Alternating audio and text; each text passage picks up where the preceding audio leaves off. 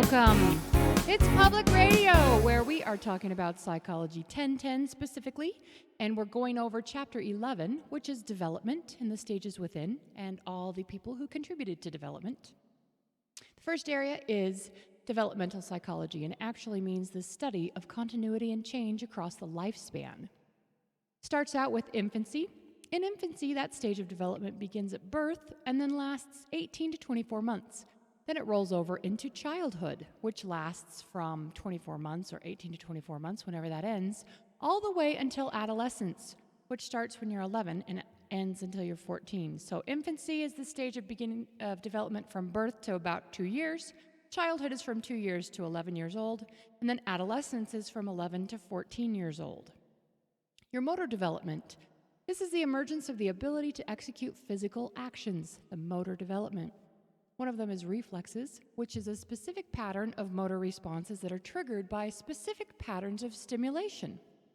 Another one is development follows two rules. He says the cephalocaudal rule, caudal rule, is where the motor skills emerge in sequence from head to the feet. Like a baby can lift their head up before they can handle their feet. And then the proximodistal rule is where the motor skills emerge from the center to the periphery, and that's just like trunk control or middle control before they can control their elbows. So caudal rule is where the motor skills emerge from head to feet, and then the proximodistal rule is from center to periphery or trunk out to their elbows and knees. Cognitive development is the emergence of the ability to understand the world and cognitively understand that. Jean Piaget found that children around the same age make the same mistakes when confronted with difficult problems. He believed that everyone moved through 4 stages of cognitive development. They are sensory motor, pre-operational, concrete operational, and formal operational. That's going to be on your test. The sensory motor stage, that begins at birth through infancy, that's 18 to 24 months. And the use of our abilities of sensory and motor to explore and acquire information about the world. They begin to develop schemas, which a schema is a theory about how the world works. They use assimilation, where they apply these schemas to new situations. And then they use accommodation, where they revise a schema when they require new information. So something new comes along, they don't understand it quite maybe at first, or they start to understand it more. They are able to accommodate the new information to modify what they thought it was. The theory of object permanence is the idea that an object continues to exist even when they are not visible. Something fun there with object permanence is the idea of the peekaboo game, where they can see what's going on. Even when you're not visible, they learn finally that you are still there. Pre-operational and concrete operational stages are the next 2 stages. With pre-operational, he says ages 2 to 6, those children learn about physical objects. And then with concrete operational, he says ages from 6 to 11, the child learns how actions can affect or transform objects. Think Play-Doh and modifying the shape of Play-Doh. So pre-operational happens from 2 to 6, and then concrete operational from 6 to 11. He says the pre versus the concrete operational. The conservation is the quantitative properties of an object are stable despite changes in the object's appearance, kind of like the Play-Doh. In the original conservation area, he asked if 2 pieces of Play-Doh were exactly the same. They were both shaped like a ball, and the folks that didn't understand, they both recognized that they were the same size. But then when they smushed one side and it became longer, a lot of children in the earlier stages decided that the longer one was actually more Play-Doh, even though they were exactly the same. We go to talk about the theory of mind. There's a couple different areas in here. The first one is egocentrism. This is the failure to understand that the world appears differently to different individuals. This is like before they go to school maybe, and they don't understand that everybody has a big brother or a younger sister, and not everybody has both parents, stuff like that, because whatever it is that they have, they think everybody else has that. That's egocentrism. For the theory of mind, they understand that others have minds that represent the world in different ways. So they're starting to grow a little bit through there.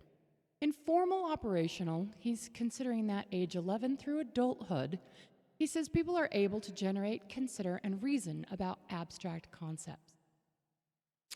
Some other people had some different ideas. Lev Vygotsky says that cognitive development was the result of children's interactions with members of their culture, specifically their surroundings and their environment, also pointing out that language had a strong influence on their development.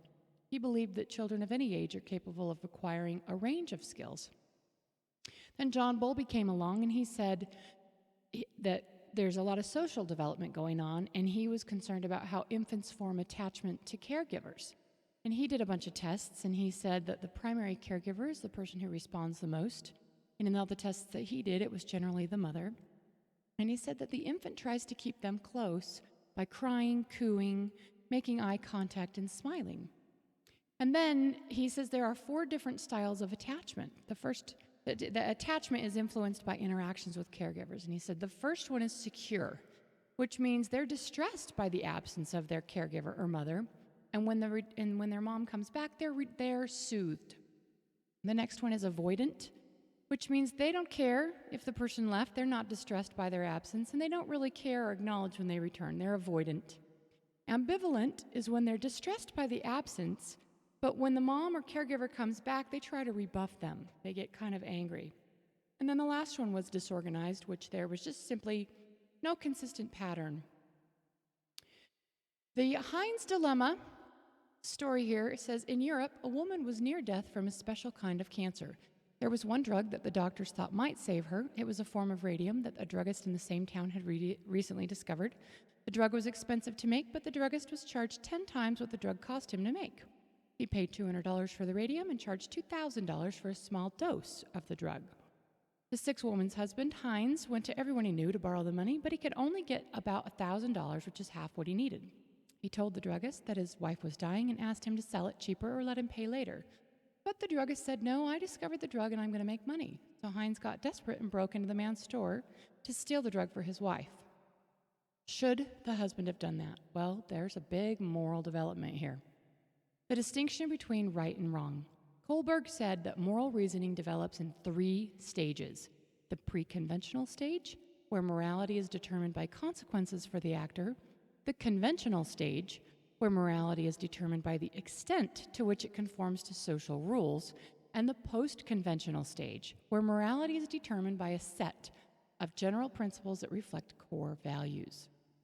Those are the different stages that Kohlberg put together for moral reasoning: pre-conventional stage, conventional, and post-conventional stage.